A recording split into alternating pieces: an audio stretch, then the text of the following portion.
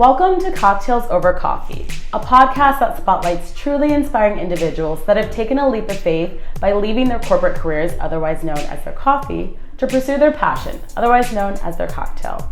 I'm Janae Green, and I'm so excited to be here today with Amy. Hi. How are you? So good to see you. So good to be here with you. It's been so long. It's been so long. Oh my gosh. I'm so ready to do this. I'm so excited. You so have meaningful. such a great story, and oh my God, thank you. And I'm loving what you're doing, especially in the beauty space. So I'm just excited to talk about all of that with you. Amazing. So amazing. let's start from the beginning. Let's talk about what your coffee was. What were you doing before this?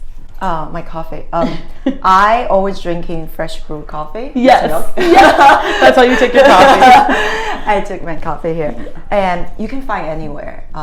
It's just available everywhere, and you feel like it's secure. It's something. It's just easy. Yeah. I think that was always when I graduated from school, graduated from college, and my first job was trying to find something that pay the bills. Yeah. Make my family and friends feel good about this. Yeah. I think I do pay a lot of attention about the name of the company I work for. Yeah. I pay attention to see if that's something that when I talk to my friends, they will feel proud of me because I'm in that position. Yeah. So actually after school, I started working for Cartier. Okay. And then after So that, you came from fashion. I came from fashion. Yeah. And previous internship was in Bergdorf. And I think when I look back, a lot of this experience, a lot of times is to make me instead of thinking about what I wanted to do, it's a lot about from the outside approval. How it looks to other people. How it looks to other people. Exactly. But people don't know when you are the person working in that position, how it looks like. Right, exactly. No, I feel like I had a similar background where I always wanted to work for companies that were big names and that people would be really impressed by. And we both, I worked for Bergdorf Goodman as well. And in fashion, I feel like that's such a big name and people are going to be really excited by it. But it's like, am I doing this for myself? Is this actually what I want to be doing? Or am I doing this so I can make everyone else really proud of me? Yes. And that's that's what you were doing as well. Yeah. Yes, for sure. That was what I was pursuing. Yeah. And so when you were at Cartier and Bergdorf's, what area were you working in? So at Bergdorf, I was intern in men's buying department. Okay. And Cartier was doing, I was helping to starting the e-commerce. Okay. Yeah. So did you study fashion in school or? I studied retail management. Okay. A little bit fashion design. Yeah. Okay. So you had a fashion background, and so that's what you thought you wanted to get into. I thought that's something that I wanted to get into. Yeah. And I saw, okay, since I already studied this, I want to use whenever I study as like an asset. I want to hold on that. Right. Yeah. It makes sense. How did your career in fashion progress? I think at that time, once I get in, and I do receive a lot of people like, oh my God, that's great, you work there. Yeah. But I didn't feel I quite fit in that kind of environment. Yeah. And I start seeing things like, I think there's a lot of comparisons in the whole industry. Definitely. I think it's I've talked about this before on the podcast. Yeah. It's a very shallow industry and there's a lot of comparing going on, and you almost have to look a certain way and dress a certain way to feel like you fit in, and that's hard. Yeah, it's really hard. I constantly feel I'm not good enough. When I got this job, in order to make me feel good, I thought to make me look good among my peers or colleagues, I actually went to Chinatown to buy a fake bag. Wow. Just to feel like you fit in. It hit me in the moment, I guess. I just wow, it's a lot of pressure. It's a lot of pressure, and then there's endless comparison. There's no ending. Yeah. And then I don't think I want to get into this. Right. And that kind of drove you to leave, it sounds like. Yeah. So, and then after that, I was like, okay, maybe I can try jewelry. And then after that, I tried another marketing firm. Yeah. They are more focused on B2B. Okay. But definitely I tried to move away from that. Yeah. But still I was in a corporate job to get that 401k, to get that right. Yeah, the benefits. Yeah. Benefits, insurance, everything. The security. Exactly. And happy hours. Yeah. That's why we go to work, right? Yeah. Happy hours. Yeah. And so we can afford to brunch on the weekend. Yeah. Brunch on the weekend. Yeah. So you were at this firm doing B2B marketing. Yes. How long did you do that? Total it's only 1 year. Only 1 year. Yeah. You knew it was not for you. I knew it's not. Yeah. What let you know that it was time to leave? There are definitely a lot of signs there. First of all, I feel a lot of times I just pretend sitting in front of my computer. I do things pretty quick. Yeah. So a lot of times I pretend I'm busy. Yeah, you would get done with your work really quickly. Yeah. So, and then I was like, I have to, because you need to stay there from 9 to 5. Yeah. By 2 or 3 o'clock, I feel I really finished all my tasks. Yeah, you're done. And then the supervisor will pass by. I'm in my little cubicle. I was just like, okay, I have to pretend I have something to do. Yeah. Yeah. So that nobody like sends me home or like or gives me more work. Yeah.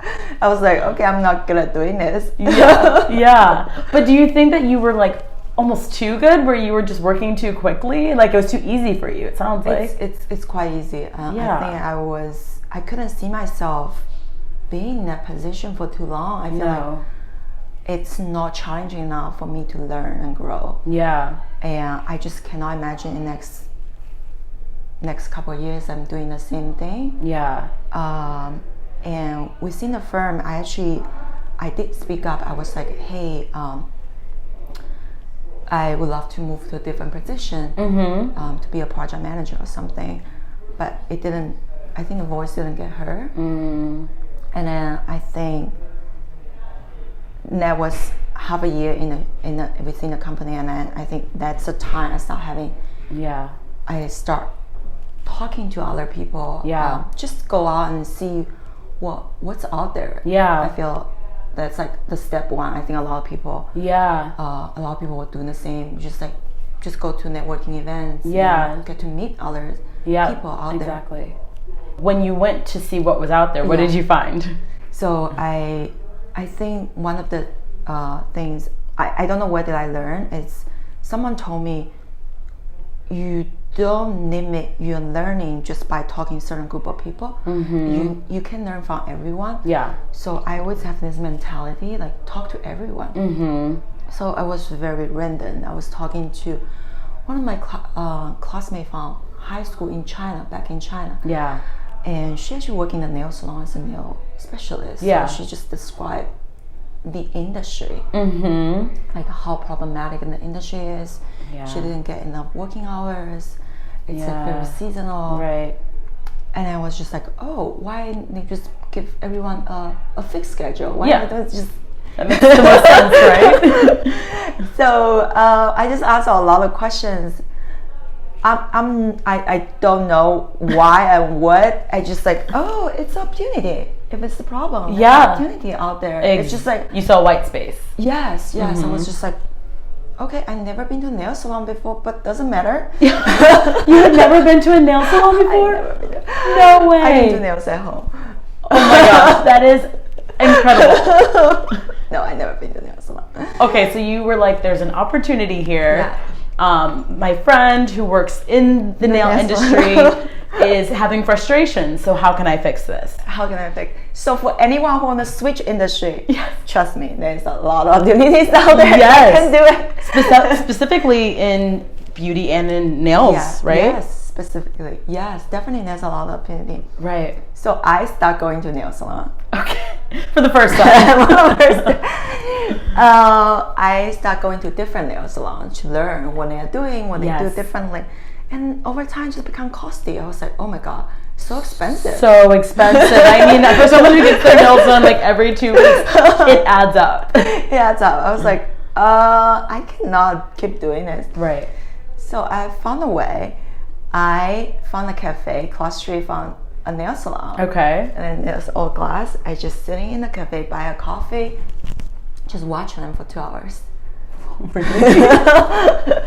Okay. Wow. How do you watch a nail salon for 2 hours? I watch both things. I watch how they operate it, operation, and then the other thing is to see how many clients they walking in. Yep. Yeah. And in an hour. You were doing your research. I'm doing my research by sitting in a coffee shop watching a nail salon. Yeah, it's actually a Dunkin' Donut. You like Dunkin' Donuts coffee? No, I didn't. I don't either. So I'm like, how could you have sat in there for 2 hours? No, not my favorite. But you had, that was the spot where you could see. I had the view. Exactly. Yeah, okay. It's just like, okay, don't kick me out, but yeah, I need to be here for research purposes. I need to be here. Yeah. But yeah, it was great. I really get to learn a lot. And yeah. I just started doing more things like this. Yeah. And then after that, I went to nail school. Okay. And you went to nail school here in New York? In New York, okay. On 32nd Street. Okay. And then after that, because I, in order to start a business, need to get to know both technical and the business part. Everything. Both important. Yes. So I did a lot of research. And only things I was done while I was working. Okay, I was gonna ask, yeah. you were still working full time? Yes, I was working full time. While you were doing your research, while you're sitting in coffee shops for 2 hours? On the weekends, yeah. On the weekends? Yeah. So you would say this as like your side project on the weekends? Yeah, but I was so passionate. Yeah. I was so passionate. Yeah. I would do it religiously every weekend. And so nail school, how long was that process? So the nail school, it took me quite a long time. Just because I have to take it on the weekend program. I only have 1 day. Right, so you couldn't go as quickly. I cannot do it as quickly. Yeah. But it definitely gave me a lot of knowledge, and I get to meet people over there. Like students, actually, they become one of the first employees. Right, there. Right, because I'm sure a lot of people that were going to nail school wanted to be the nail specialist. Exactly, and you wanted to be the business owner, but you wanted to understand the entire. Yeah. I think at that time I was very humble. I was asked everyone questions. I was literally the slowest student in class. I was just like, oh, you guys doing it so well. Yeah, and they're like, why are you so slow? They're like, oh, it's okay. It's okay, you need more practice. Oh, that's great. So you went to nail school. I'm sure you formed a lot of relationships there. Yeah, for sure. Where you could, reach out to these people as resources and eventually potentially hire them. Yeah, definitely. So what was the next step after nail school? What comes next? You were still working full time? I still working full time because I need the income. Yeah. Right. How else were you going to survive in New York City? So I think it's normal in a lot of situations. It's like you just keep the job because you do need the income. You need the paycheck. You need the paycheck. And I need a printer sometimes. Yeah, you do. You need the resources. You need the printer. You need their shipping resources. Yeah. I don't let my previous I know. About it. Listen, you use the printer paper as long as you can because it adds up after a while. Yeah, I use that. Yeah. And then I start thinking about how to start it. I have no idea, and this is my first time starting this. So I was like, okay, I need help. Mm-hmm. So I researched, and there's a program called Fast Track. It's operated by State University. It's a free class. Okay. They teach you step by step to start business. So basically, you enroll in a program. Okay. In a part-time basis. Yeah. Then they teach you how to start it. Okay. So it really helps me. I think that once you jump in, once you make the decision, then your brain just automatically starts searching for the resources. I don't know how I found it. I was just like, oh, just give it a try. So I did application. Yeah. So I did accept it. Wow. So they provide a lot of resources to teach you how to form a company, how to what's the next step, how to hire people. Right. Yeah. Right. It was like a fast track business school. Yes. From there, you're doing all these classes and trainings, and you're paying for it all out of your salary that you're still making. Yeah, which is pretty little. Yeah, I was gonna say, I'm pretty sure little. That's why we purposely find that free class. Right, that's smart. Oh yeah, because the class was free. Yeah, and the nail school cost me like $550. Oh, incredible. So you weren't spending too much on these resources, because a lot of people are under the impression that you have to spend a ton of money to get this training. Yeah. Right, and so you found a way to do it for cheap. Yeah, not necessary. I think, I was like very money conscious at the time. Yes. You have to be. Yeah. Especially when you're operating on these small salaries that they give us. Yes. When we live in this expensive city where rent takes up all of our salary. Yeah. So what was next? What was the next step in your training? Did you find investors for? No, I raised money from friend, family, and the bank. Okay. So I didn't. So you got a loan? I got a loan. Okay. I got a loan. First of all, I don't have any track record in starting anything, and I think I was just one of many people working marketing or working fashion previously. Yeah. And then I don't think any of my job was super outstanding. Yeah.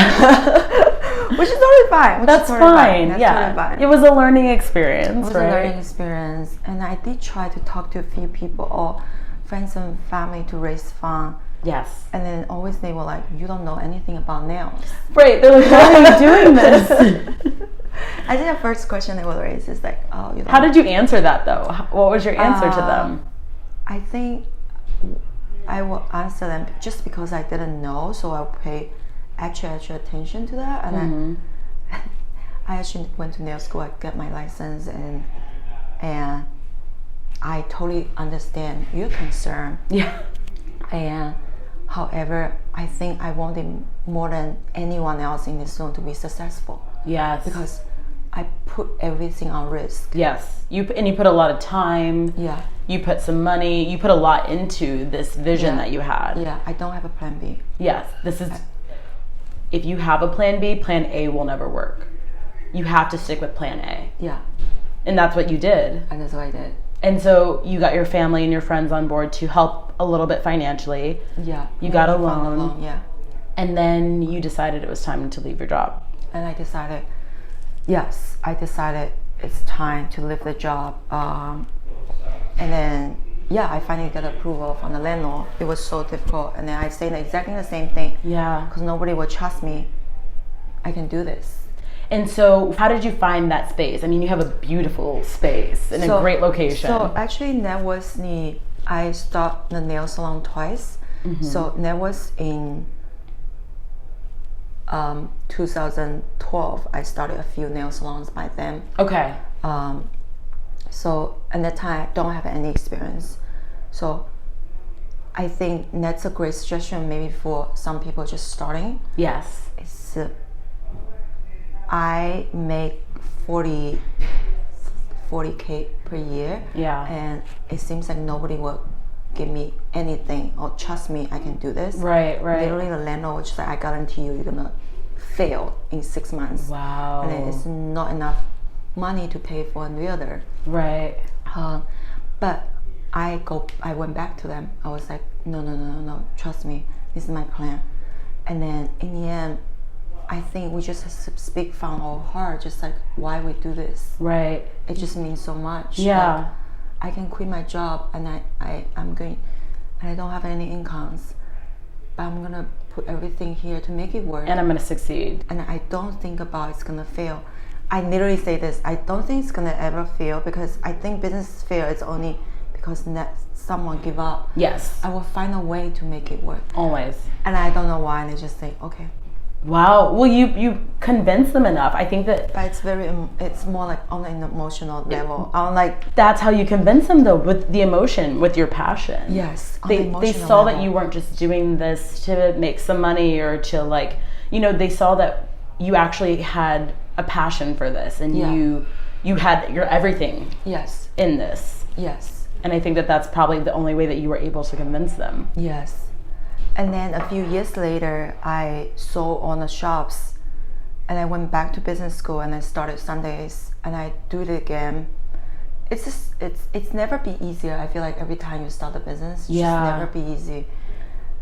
because there always like people will question about you, or why you do this, or like, oh, with a business school background you should become a consultant or work in a bank, or it's this age right now, maybe you should think about settling it down. All these noises outside. Yeah, so many people having an opinion on what you should be doing. Yes, but I think it's really important to know what you're truly passionate about. Yeah. Okay, so wait, let's back up a little bit, because I think at this point now we know your cocktail, what you're doing now is you're in the nail industry. Yes. And you've opened nail salons. Yes. So talk to me first about the nail salons that you opened before Sundays. Yes. I learned everything from a nail specialist to open a salon. Okay. It was quite a lot of learning curve, because I have no idea why we use certain product, why I just keep asking questions to everyone. Yeah. And I actually didn't have enough money to survive for months too. That's how bad it is. Wow. So, but I was so optimistic somehow. You gotta be. It's the only way you're gonna make it. I'm not sure if I would do exactly the same thing, but at that time I was so young, maybe. Yeah. I was just very optimistic. Were you in your 20s at this point? Yeah. Wow. I was so young. Maybe I was so optimistic. I was just like, oh, I will figure it out. That's how I live. I think everyone was so worried about me. I'm just like, oh, it's okay. I think I just get one client in a time. Yeah. One day at a time as well. One day in a time. I don't think about too much. No. But like, you're gonna close your door if you don't making this work. Yeah. But I think I just do it. Yeah. I just don't think too much. Yeah. I literally don't think too much. Wow. And I make it work. Yeah. So I opened a couple of salons in New York, throughout New York City. Yes. Okay. And how were those? Were they successful? Was it challenging to open these salons? Definitely very challenging in operation, but it gave me a lot of great insight to get to see the back end of the business. Right. Which I start seeing, oh, why we use this product? Yeah. Why we spray something on our hand? Yes. It's a sanitizer. Why we use freezable? What's that for? Right. Because I don't know much. I just you're still learning. Right. Yeah. I think it gave me a lot of insights to prepare me to launch Sundays, to launch to get to really know everything about the industry. Yeah. And so what was the name of these nail salons? It wasn't Sundays at this point. It wasn't Sundays, yeah. So what were these salons called? It called Lilac. So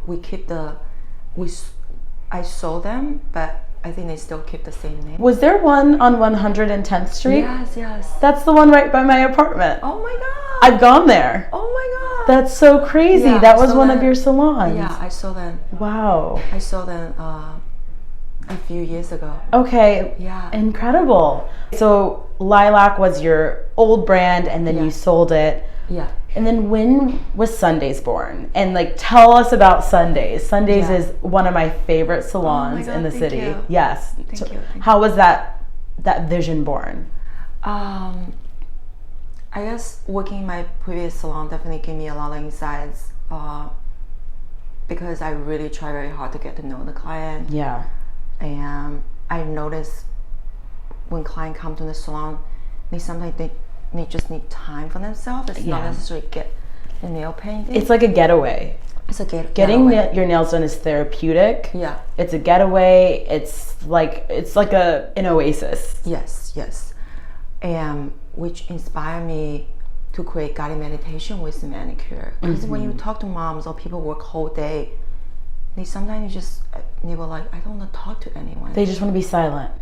Yeah. And I think they need it, and then we want to create that for someone. Yeah. So it really inspired me to create guided meditation with manicure. So people in the salon can have their own space. Yeah. While getting the manicure done. Wow. And then the other thing is when I study all these ingredients, I realized there are so many chemicals being used. Yes. Yeah. Like the lotion, there will be 10 different preservatives. We always order that from the same manufacturer. Right. And that was probably one of the questions that you asked. Why are we using this lotion? Why are we using these products? We will be providing those lotions. Exactly. And someone just tell me, oh, you should use that because that's someone else's. Yes. Some other salons using that. But when you study that lotion, it has like 10 different preservatives. Yeah. It's not great for you. It's not good. So we want to create a very safe, clean product line. Yes. For everyone. And how did you go about creating those non-toxic products? Like, because Sundays has its own line. Its own line. You don't use any other brands. Yes. So how did you create Sundays nail polishes? So so step one is I was thinking about I'm gonna do the same thing, start doing a massive research. Yeah. And I found chemistry, as much as I put on a lot of efforts, it's quite hard for me. Yeah. Oh my gosh, so hard for me. So I thought, oh, I need help. Yeah. So I went on Craigslist. I put ads on it. I was like, hey, I'm looking for a beauty chemist. Wow. So at that time, I just graduated from school. So I interviewed a few people. One of them worked for a very big company. Okay. In a lab in Long Island City. Wow. So we start working together. It's so helpful. Yeah, to work with an expert, right? To work with an expert. Yeah. Just looking at the ingredient, they're just like, oh, this is. I was like, I don't know how to pronounce that, but it's good. Someone. Yeah, exactly. Tell me that. You're like, you can say it. I just will acknowledge it. So I started working with a beauty chemist. It really picked up her brain, and then she also do a lot of research, which really helps me a lot. Yeah. I think it just over my career, I think what helps me so much, I'm really learning from my peers. Yeah. The most helpful, right? I learned everything from her. Yeah. And which inspired me to work with people who are smarter than me. Yes. That is the key. And find experts in the areas that you're not. Yes. And then you feel so inspired. You feel happy. You go to work and be like, oh my God, there's another study. Yeah. And like we do a lot of stuff. We even study like hand sanitizer. We study lotions and everything. Yeah. For whole months, we're just doing research. Wow. And then step two is somehow she's very good at outreach, finding those labs. I guess she's in industry. So we start finding labs. Right. To create something. And then we start testing. Wow. And then testing ourselves. Yes. Exactly. Testing with the lab, and then we start looking for a designer to create the bottle. Yeah. And so then step by step. The Sundays products were born. Yes. And so right now, do you just have nail polish, or what's your product line? So we are going to launch cuticle oil. Incredible. Quick dry oil, as well as we're gonna our candle is out of stock. Oh, I love that. So the non-toxic candle. So it's a whole experience. You can do it in our studio or at home. Oh my gosh, amazing. So people can actually buy the products when they go to Sundays. They go to Sundays, or they go to dearsunday.com. Yes. Okay, amazing. So I just have to tell everyone, if you have not been to Sundays non-toxic nail studio, it is incredible. You instantly feel relaxed when you walk in. It's a beautiful space, very calming vibe, and you sit and you get your nails done with products that are clean and non-harmful, which is, it makes you feel good. And then the fact that you can also meditate while you're doing it and just kind of escape your day-to-day, escape the noise, and just really like create space in your head. So I would highly encourage anyone to visit Sundays. It's an oasis. That's all I can describe it as. So I wrap up every show with what I call a shot. So something strong, something powerful that you want to pass on. What's something that you learned that you want to share for anyone, for future business owners, for people looking to get in the beauty space, something that really helped you along your journey? I think my suggestion would be we really have to trust ourselves. Like it's so important. I feel I went through so much personal journey to see if I'm good enough to start the business.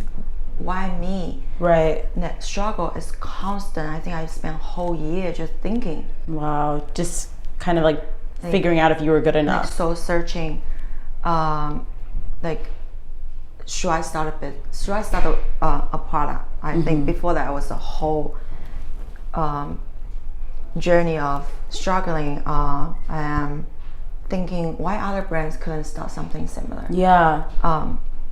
Then I think in the end we just have to trust our intuition because our background, experience, our culture or upbringing, it just creates something so unique about every single of us. Yes. Every single of us. It's true. And you sometimes just see things some people don't see. It's just, and then you were like, oh my God, people don't understand me because you see something. Yes. That's a great moment maybe. It's just, I think you just have to go for it. Right. You just have to go for it. And I think it's for everyone. It's true. For everyone. Yeah. Trust yourself and go for it. Yeah, it's just trust yourself and let the word know about your voice. Yes, you gotta spread the word. Once you have some incredible idea or something that you really believe in, you gotta tell people. You gotta tell people. Yeah. And I really believe in that. Yeah. Everyone's unique. Yeah. So what's next for Sundays? I know you have new products coming out. Is there anything else that is upcoming that you're really excited about that you can share? We have a new product coming up. I personally really want to work with more salons, including we'll go back to the previous salons. Yeah. And bringing Sundays to more locations and maybe bringing that meditation manicure experience to different city or different salons or at home as well. Definitely. Because I feel like everyone needs that. Everywhere. Yeah. In your home, in your office. Yeah. In the studio. You need it. Yes. That's awesome. It's make it very accessible. I love that. So where can everyone find Sundays? What's the Instagram? What's the website? Where can they go to reach out and book an appointment? Thank you so much. So our website is dearsundays.com. Okay. And our Instagram is Sundays_studio. Amazing. And currently, how many locations do you have? We have 3 locations. We do work with over 100 different vendors so far, including salons, individual shops such as like ABC Home. So we hope to work with more salons in the future. If any of your audience would have any recommendation, we'd love to reach out. Amazing. And talk to them. For different partnerships. That's awesome. Partnerships, Yeah. Let us know if you have any ideas for partnerships for Sunday. That'd be awesome. That's awesome. Okay, well, it sounds like the goal is for you to expand eventually. So hopefully Sundays will be in some different cities soon. Yes. So everyone that's listening will be able to experience it. Yes, everyone. Thank you so much, Amy. Thank you so much. I'm not, now I need to go get a manicure. I really do. I might have to stop by Sundays after this. Yes, please. And congrats. Thank it's you. So meaningful. It's great. Oh, I feel like this has been like such a long time coming, and I've known you for years, and like this, I'm so happy to be able to sit down and actually talk about your story, because we've never like had this in-depth conversation. We're usually, talking over a manicure or drinks. Yes. Yeah. I'm very happy to share this. I think this is going to inspire a lot of future business owners and people looking to get into the beauty space and the clean beauty space. Yeah, I hope I just inspire more people, because I feel like our voice will associate a group of people. Yeah. And your experience definitely not alone. Maybe you can be the one who started. Yeah, exactly. And then people will be like, oh my God, I feel the same way. Yeah. Thank you, Amy. Thank you.